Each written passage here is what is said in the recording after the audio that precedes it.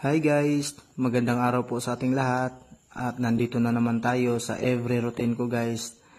At ito yung pinakasekreto ko para maging always healthy everyday. At yun nga, before tayo magtakbo at kailangan natin ng stretching exercise para yung buong katawan natin at yung mga muscle ma-stretch at yun para kinabukasan hindi sumasakit yung katawan natin guys. Shout out pala sa mga followers ko dyan. Hi, thank you very much.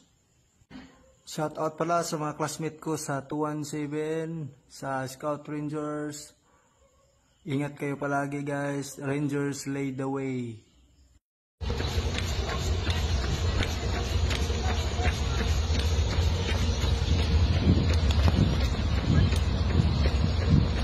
Takbo lang ng takbo habang nasiminto. Shout out pala sa mga 9-3 dyan. Ingat kayo palagi mga choy.